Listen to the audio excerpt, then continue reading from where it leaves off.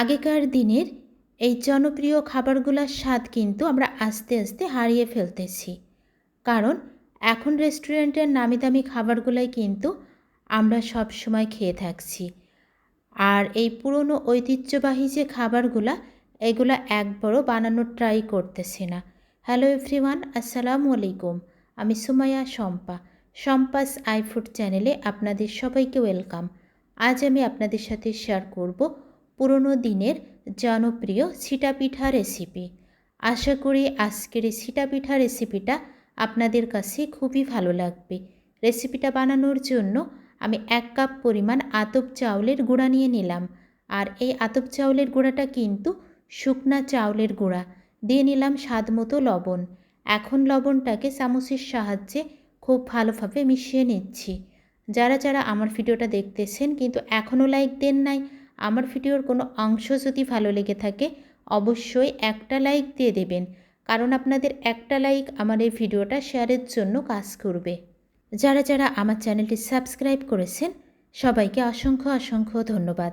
যারা এখনও সাবস্ক্রাইব করেন নাই প্লিজ সাবস্ক্রাইব করে আমার পাশেই থেকে যাবেন। এখানে আমি নিয়েছি 1 কাপ পরিমাণ নর্মাল টেম্পারেচারের পানি। অল্প অল্প করে পানি দিয়ে আমি হাতের সাহায্যে ব্যাটারটাকে রেডি করে নেব। আর এখানে কিন্তু কোনোভাবেই গরম পানি দেওয়া যাবে না। যদি গরম পানি দেওয়া যায়, আমি যখন রেসিপিটা বানাবো তখন কিন্তু সেটা কড়াই থেকে উঠে আসবে না, একেবারে নরম হয়ে কড়াইয়ের সাথে লেগে যাবে। এটা কিন্তু একটা টিপস বলতে পারেন।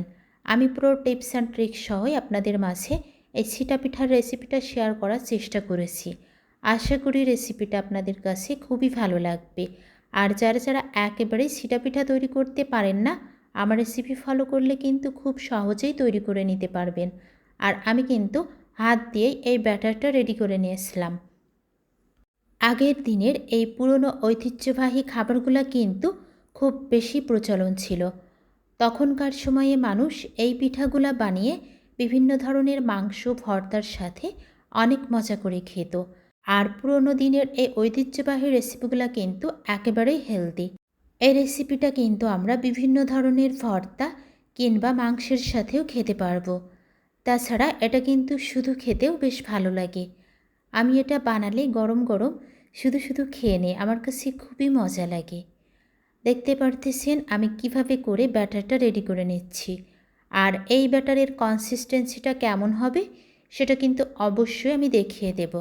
ব্যাটারের কনসিস্টেন্সি যদি গাঢ় হয় তাহলে কিন্তু রেসিপিটা ভালো হবে না। ঠিক এরকম পাতলা করে নিতে হবে ব্যাটারের কনসিস্টেন্সিটা। এখন চলে যাব ফাইনালি রেসিপিটা বানানোর জন্য।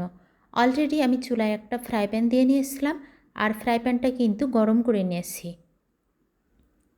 সেই ফ্রাই প্যানে আমি ব্যাটারের মধ্যে এভাবে হাত ডুবিয়ে এইভাবে ছিটা দিতে থাকব।